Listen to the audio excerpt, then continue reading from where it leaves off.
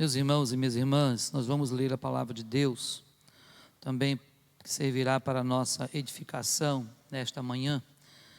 E o texto que vamos ler está no livro do Êxodo, também na versão da Bíblia King James. Não foi possível, passar com antecedência esse texto e nem o esboço para o Bruno essa semana. Foi meio corrido, Ontem chegamos muito tarde, lá de Praça João Pessoa, onde pudemos estar lá com a SAF pregando a palavra de Deus. Mas nós queremos compartilhar com os irmãos e pensar juntos o que Deus espera de você, o que Deus espera de mim. Nós criamos, meus irmãos e irmãs, muitas expectativas na nossa vida, não é verdade? Quando você está enamorado com alguém, você cria um monte de expectativas: como será o casamento, como será a vida a dois, como será depois quando os filhos vierem, não é assim? Nós criamos muitas expectativas na nossa vida. Quando você está, por exemplo, para fazer um concurso público, qual é a sua maior expectativa? Passar no concurso, evidente, Ter um emprego público, talvez, pensando que isso daria mais estabilidade, para alguns até daria. Mas o fato é que as expectativas fazem parte do nosso dia a dia. Nós somos seres que a cada dia nós geramos expectativas em tudo que a gente faz. Nós temos os nossos sonhos, os nossos projetos de vida, e muitas vezes nós nos frustramos quando as nossas expectativas não são alcançadas. E é claro, quando falamos de expectativas, estamos falando dos nossos desejos, nossos sonhos, aquilo que nós esperamos ver no outro, aquilo que nós esperamos ver em nós mesmos. Então tudo isso gera em nós grandes expectativas, e nós esperamos até mesmo muito do próprio Deus. E é claro que de Deus você pode esperar muito, porque por mais que você espere muito, Deus sempre nos surpreende e faz muito mais ainda, segundo nos orienta a palavra. O Senhor nos dá infinitamente mais, não é isso? Do que tudo aquilo que nós pedimos ou pensamos. Então, com Deus, você pode sim ter muitas expectativas, porque elas jamais serão frustradas. Pastor, mas espera aí, então quer dizer que Deus sempre vai dar aquilo que eu quero, sempre vai promover as minhas expectativas? Não.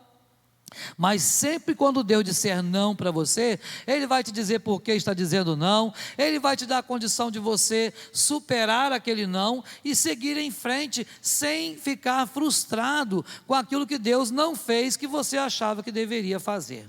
Mas o fato, irmãos, é que nós criamos sim expectativas para com a igreja, para com o conselho, no caso da igreja presbiteriana, para com o pastor e tantas outras coisas. Nós geramos expectativas no nosso coração a cada dia, e isso nos move, isso nos motiva, porque quando nós temos alguma expectativa de algo, isso nos motiva a alcançar aqueles objetivos, aqueles ideais que para nós são os melhores naquele tempo.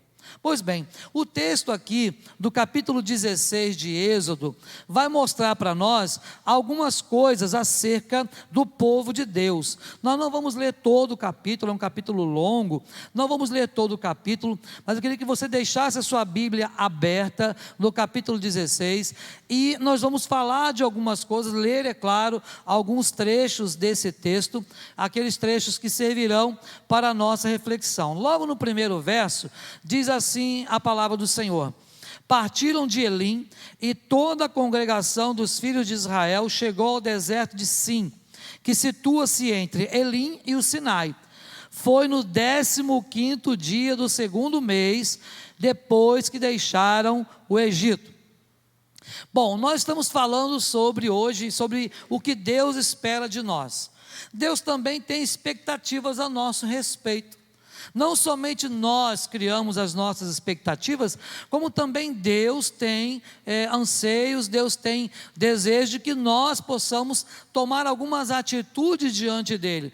Então Deus tem sim expectativas boas a nosso respeito, e a Bíblia diz que o Senhor é quem sabe os pensamentos que Ele tem a nosso respeito, diz o Senhor: pensamentos de vida e não de morte, pensamentos de paz. Quer dizer, expectativas que você tenha paz, não de guerra. Então o Senhor criou em nós algumas expectativas. Vamos pensar na criação. Quando Deus criou o homem, Adão, Ele gerou expectativas em Adão, colocou Adão no lugar maravilhoso, deu a Adão tudo o que ele precisava, inclusive aquele que ele gostaria de ter, que era uma companheira. Então primeiro Deus deu tudo o que ele precisava, depois Deus deu tudo o que ele esperava, que era uma companheira, porque ele via que somente ele não tinha uma companheira que lhe fosse idônea. Então Deus fez tudo isso. Então Deus criou expectativas em relação a Adão e a Eva, e os colocou no jardim, e lá deu a eles a incumbência de cuidar daquele lugar. Então Deus tinha expectativa de que Adão realmente pudesse obedecer, porque a ordem era: de toda a árvore do jardim comerás, mas da árvore que está no meio do jardim, dela não comerás, porque no dia em que dela comerdes, certamente morrerás. Então, quando nós observamos lá na criação, Deus colocando expectativas na sua criação, no homem, na mulher, então Deus esperava algumas coisas da sua criação. Você vai lembrar de que somente o homem é quem desobedece, já falamos isso aqui, não é? Somente o ser humano é quem desobedece a Deus. Tudo mais que foi criado obedece ao mandado do Senhor, menos o chamado ser humano. O ser humano dotado de conhecimento, dotado de sabedoria, dotado de volição, isto é, de vontade. Então o ser humano é o único ser criado que desobedece a Deus. Então isso a gente observa nas Escrituras, a gente observa na própria criação. Mas o que nós observamos que Deus espera de nós, à luz aqui desse texto, e eu quero falar um pouquinho do texto. O texto é o texto onde o povo de Israel, ele sai lá do Egito, onde o povo é liberto do cativeiro do Egito, através da liderança de Moisés, e agora o povo vai para o lugar que o Senhor esperava que eles chegassem rapidamente. Deus tinha expectativa que aquele povo chegasse lá na terra que manava leite e mel, assim, em um curto espaço de tempo. Porque se você observar a geografia daquela região, não gastaria 40 anos para chegar a pé, né, de um lugar para o outro, do Egito até Israel. Não gastaria tudo isso de tempo. E Deus esperava que isso não acontecesse. A expectativa de Deus era que aquele povo primeiramente perseverasse. É a primeira coisa que eu quero que você grave no seu coração: a perseverança. Será que você tem tido perseverança? Será que você persevera naquilo que você tem feito? Será que nas expectativas do seu coração você tem perseverado? Porque nós precisamos perseverar em tudo. Observe que o povo de Israel, nesse versículo que nós lemos, já nos mostra que já haviam passado quanto tempo desde que eles saíram do Egito? Eles estavam no 15º dia do segundo mês. Então 45 dias haviam passado.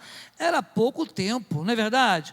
É pouco tempo para aquelas pessoas, para aquele povo começar a sentir falta daquela opressão que eles estavam vivendo, só porque tinham comida, só porque tinham água, sabe? E o povo agora chega em um lugar, e se você observar, eles pararam ali naquela região. Era uma região de deserto.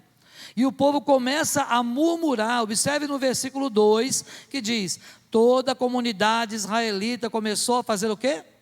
A murmurar. Murmurar. Meus irmãos, a Bíblia nos diz que a murmuração, ela é considerada ou comparada como o pecado da feitiçaria. Olha só que coisa pesada, não é? Então o crente que murmura é considerado como se ele estivesse fazendo uma feitiçaria. E nós não somos feiticeiros. E nós não podemos ser considerados desta forma. Então é muito importante que nós possamos perseverar. 1 mês e 15 dias após saírem do Egito, não havia experimentado nada ainda.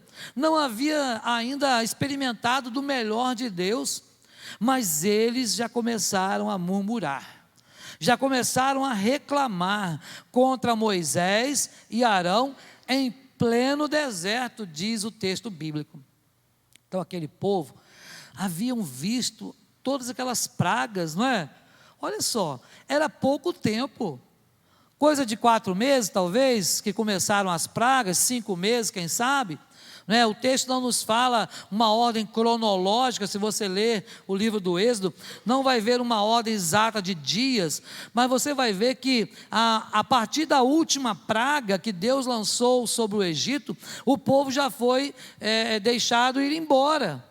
O faraó já libertou aquele povo, falou: pode ir embora, sabe? Então, pouco tempo depois que eles haviam experimentado o mover de Deus, desce saraiva de fogo no povo, na casa dos egípcios, e na casa deles não. Piolhos invadem a casa dos egípcios e a deles não. Rãs invadiram a casa dos egípcios e a deles não. Moscas invadiram. Olha só quanta coisa. Trevas no meio do povo do Egito, e a casa do povo de Deus, todo mundo iluminado. O povo experimentou milagres tremendos da parte de Deus, e pouco mais, talvez de 5 meses se passaram, e agora o povo já está murmurando, só porque o sol está quente, só porque estão no deserto. Mas eles viveram na região desértica a vida toda, porque mesmo antes de irem para o Egito, antes mesmo de José ir para o Egito, com a sua família, Jacó e tudo mais, eles já viviam no deserto, já deviam estar acostumados.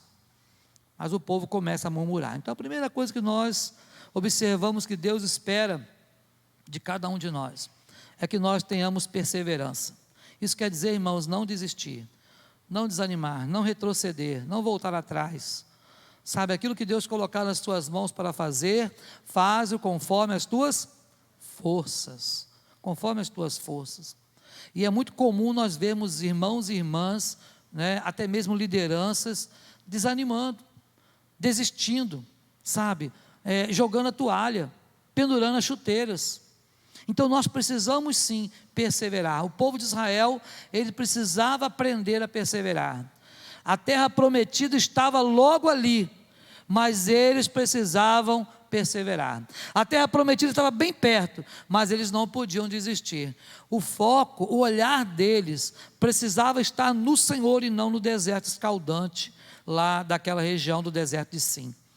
Então é preciso perseverança. Deus espera de nós que você persevere na obra dele aqui nesta igreja, que você persevere na obra dele lá fora quando você evangelizar, que você persevere em trazer novas pessoas, novos crentes para o evangelho, que você persevere nos seus propósitos também que você tem particulares, pessoais, que você não desanime, mas que coloque tudo isso nas mãos de Deus e sem murmurar, sem murmurar. Bom, depois você vai observar no verso 3 algo importante. Olha o que acontece no verso 3. E os filhos de Israel reclamaram com Moisés e Arão: antes fôssemos mortos pela mão de Yahvé na terra do Egito, quando estávamos sentados próximos aonde? Olha, às panelas de carne, e podíamos comer pão com fartura. Evidentemente nos trouxeste a esse deserto para fazer toda essa multidão morrer de fome. Meus irmãos, mais uma vez lembrar vocês, um povo que havia experimentado tantos milagres, um povo que havia visto Deus mover céus e terra por causa deles, por amor a eles, e agora o que eles devolvem para Deus é uma incredulidade, é uma falta de confiança no Senhor. Por isso, pensar que Deus espera de nós, além de perseverança, confiança. O nosso sustento, o sustento do povo de Israel, não estava no Egito, não estava em Faraó, porque Faraó dava a eles um mínimo para que eles pudessem apenas se manterem vivos, para que pudessem continuar trabalhando como escravos. Mas quando eles passam por uma situação difícil, talvez mais difícil até do que passavam lá no Egito, eles querem voltar para a lama. Meus irmãos, nós muitas vezes somos assim também, ou algumas vezes. A gente tem tudo que Deus nos dá, mas se Deus nos deixar assim, só um instantinho a gente volta para a lama. A gente volta para a lama porque somos pecadores, sabe? A gente não dá conta de viver sozinho.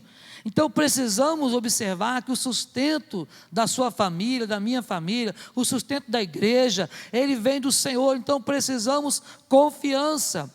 Precisamos entregar o cuidado da nossa vida ao Senhor. Lemos o Salmo no início, sobre Davi falar sobre isso, o Salmo 62.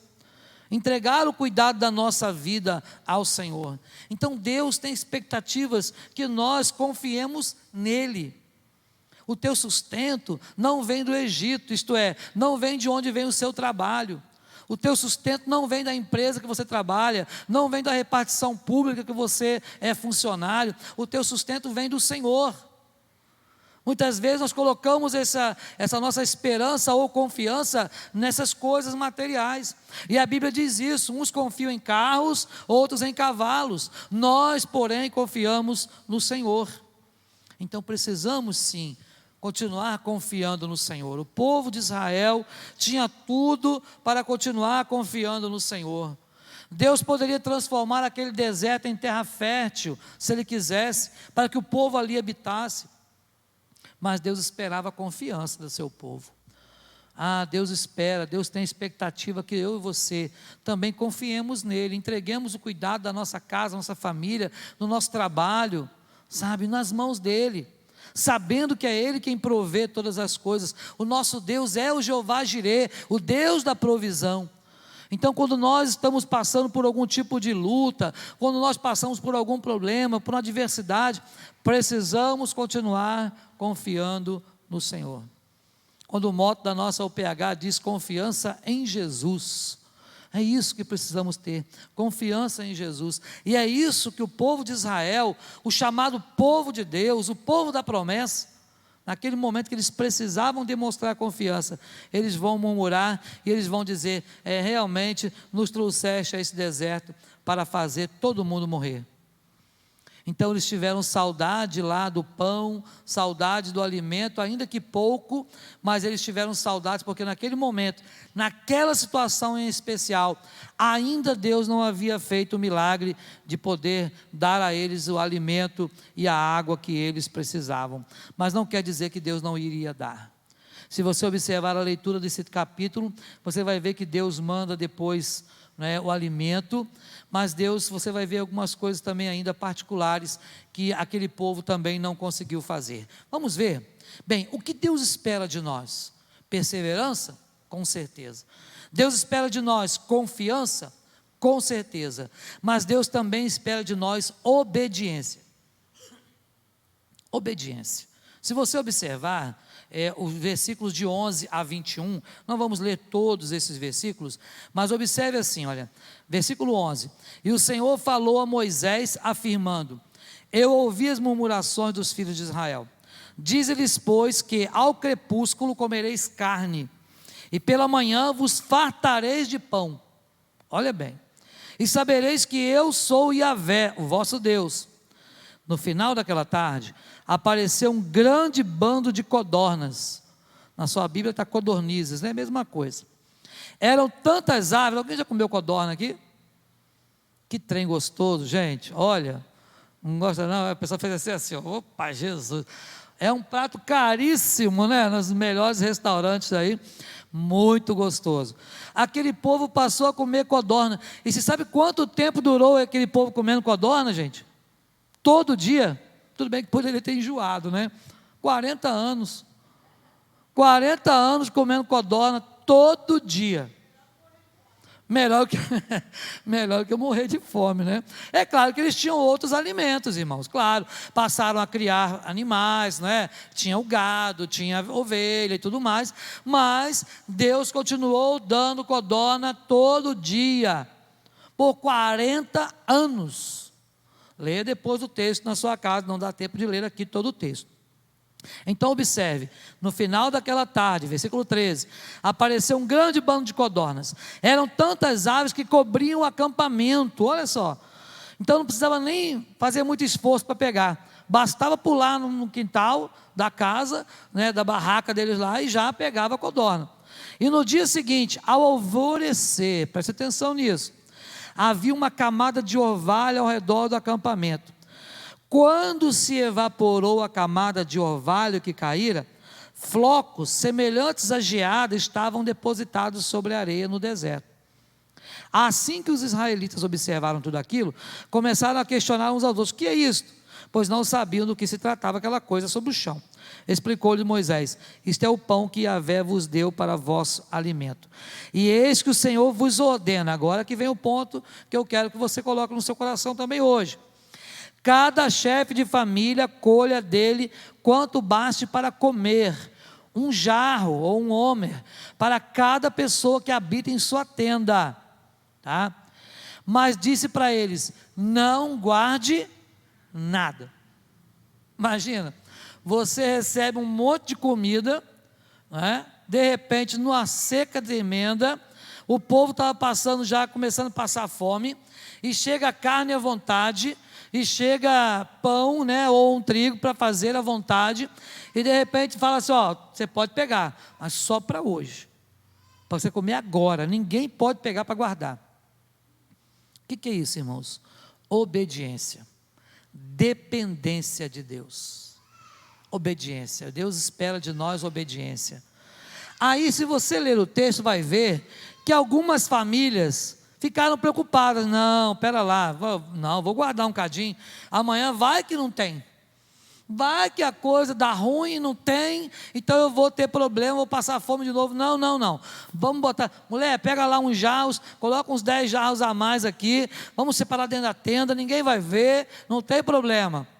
É assim que alguns crentes pensam, né? Eu estou fazendo coisa errada, mas Deus, não tem ninguém aqui da igreja, o pastor não está presente, não tem presbítero perto, não tem nada, então posso fazer à vontade, né? Não tem problema não. E aquele povo guardou, e quando chegou no dia seguinte, você lembra o que aconteceu? Estava cheio de quê? Bicho. Mas bicho tão rápido, né? Porque Deus não deu essa ordem para eles, não era para guardar nada, era para fazer o quê? É para obedecer, sabe? Se sujeitar à ordem do Senhor. Irmãos, quando nós obedecemos, estamos então sob os cuidados de Deus. Porque se Deus deu uma ordem para você, não tarde em cumprir esta ordem, porque Deus estará no controle, abençoando, guardando, livrando do mal. Isaías capítulo 1, verso 19, nos diz: se quiserdes e me ouvirdes, comereis o melhor desta terra, mas se fordes rebeldes, sereis devorados ao fio da espada, porque a boca do Senhor o disse. O Senhor espera de nós, o Senhor espera que nós tenhamos obediência. Aquele povo de Israel, eles colhiam todos os dias, mas no início, no primeiro dia, muitos guardaram. A ordem era não guardar nada, mas muitos esperaram nas suas próprias forças, acharam que eles poderiam prover alguma coisa para eles próprios. Nós não podemos. A Bíblia diz que aquele que quiser salvar a sua vida, perdê-la-á. Mas aquele que perder a vida por minha causa, disse Jesus, esse a achará. Então nós precisamos obedecer ao Senhor. E a última coisa que Deus espera de nós, é que tenhamos convicção de quem nós somos, e de quem Deus é. Esse povo de Israel, se você observar, Deus deu várias ordens para eles. E os filhos de Israel, versículo 35, que nós não lemos, vamos ler agora, diz assim: os filhos de Israel comeram maná durante 40 anos, até chegarem a uma terra habitável. Comeram maná até chegarem às fronteiras de Canaã. Só quando chegaram lá, próximo ao rio Jordão, é que parou de cair maná dos céus. Deus é Deus de provisão. Deus é Deus que sustenta a sua igreja. Precisamos ter convicção de que nós somos filhos do Senhor. Israel, por várias vezes, ouviu dos seus profetas, da boca de Deus, dizendo: eu sou o Senhor teu Deus, que te tirei da terra do Egito, que te coloquei numa terra que mana leite e mel. Então o Senhor por várias vezes reafirmou ser o Deus do povo dele, isto é, o Deus de Israel. Deus tem reafirmado ainda hoje que Ele é o nosso Deus. Então nós precisamos ter convicção, quem nós somos? Somos filhos do Altíssimo, somos filhos de Deus, somos amados do Senhor, somos aqueles que o Senhor cuida, somos aqueles que o Senhor nos dá tudo que nós precisamos. A Bíblia diz que inútil vos será levantar de madrugada, repousar à tarde da noite, comer o pão que penosamente granjeaste, que você trabalhou para ganhar, porque aos seus o Senhor dá tudo enquanto você dorme. Isso quer dizer o quê? Você é filho de Deus, você é herdeiro, você merece o melhor, mas Deus espera de nós que perseveremos. Temos novas expectativas, temos novos projetos. O conselho da igreja, nós como pastor, liderança, temos novas expectativas, vamos perseverar. Temos novos projetos, vamos perseverar. Vamos confiar no Senhor, porque é o Senhor o maior interessado no crescimento desta igreja e das demais. É o Senhor que é o maior interessado na bênção da sua família. Vamos obedecer ao Senhor, obedecendo também, é claro, as autoridades da igreja, porque é assim que Deus exigiu. Quando o povo murmurou contra Moisés e Arão, Moisés disse: vocês não estão murmurando contra mim, não, vocês estão murmurando contra quem me colocou aqui. Então não vamos murmurar, não, pelo contrário, vamos obedecer, porque eu e você somos filhos de Deus, nós somos cuidados pelo Senhor, então o nosso Deus nos dará bom êxito. E aí eu quero lembrar, para nós fecharmos esse tempo aqui, eu quero lembrar um texto que Esdras recebeu do povo de Deus. O povo de Deus, lá quando Esdras foi chamado pelo Senhor para reconstruir o culto, né, lá em Jerusalém, aconteceu algo importante. Você se lembra dessa história? Jerusalém havia sido destruída naquele reinado lá de Nabucodonosor, e o povo foi levado cativo para a Babilônia, e depois Deus então resgata o povo de volta, vai trazendo de volta para Jerusalém. E a primeira leva de pessoas que voltam com Neemias. E depois que Neemias começa a reconstrução dos muros, e cada um também começa a reconstruir as suas casas, então vem Zorobabel. Zorobabel traz mais uma leva de pessoas e começa a reconstrução do templo do Senhor, da casa de Deus. E aí entra o profeta Ageu, que o profeta Ageu começa a profetizar, por quê? Porque no tempo em que Neemias começa a reconstrução, o povo parou a construção do templo e cada um se preocupava com as suas próprias casas. E agora Deus então usa o profeta Ageu dizendo assim: olha, acaso é momento, é tempo de vocês habitarem em casas luxuosas, enquanto a minha casa permanece em ruínas? E Deus então levanta Esdras, traz Esdras do cativeiro babilônico, o põe lá para agora reconstruir a questão do culto, para fazer a reforma do culto naquele tempo. E Esdras faz uma oração de confissão, depois você pode ler lá, Esdras capítulo 9, uma oração de confissão longa. E quando Esdras começa a orar, ele diz: Senhor, nós temos transgredido contra o Senhor. Não é esse povo, não. Eu e este povo temos transgredido. E Esdras faz uma oração longa de confissão e pedindo a Deus graça. E quando ele termina, o povo volta-se para ele, e aí está no capítulo 10, o povo diz para ele assim: olha, Esdras, esta coisa, esta causa, isto é, essa liderança do culto, o pastoreio aqui desta comunidade é de tua incumbência. Nós seremos contigo, ser forte e age.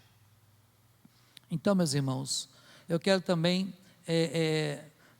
parafrasear esse texto de Esdras lá, né?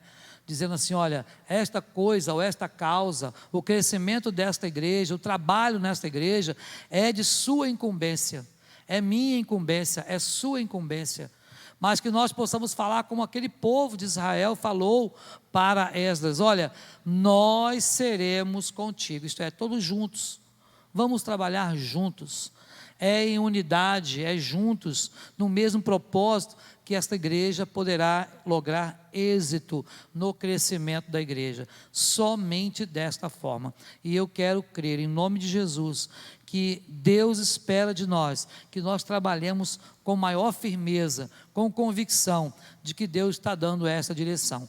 No futuro, Deus pode mudar a direção? Pode, porque Ele é Deus, mas a direção hoje é esta, que estamos tomando para abençoar vidas e promover o crescimento espiritual e também numérico, por que não, não é? E também numérico da nossa igreja. Então que Deus te abençoe, coloque no seu coração então, Deus espera de mim. Fala isso para você mesmo, não é para você falar para o vizinho não é para o irmão que está do seu lado. Deus espera de mim perseverança, confiança, obediência, e que você saiba quem você é, a sua identidade. Você é filho de Deus, filha de Deus, e Deus jamais irá nos abandonar. Amém? Deus nos abençoe a viver desta forma em nome de Jesus.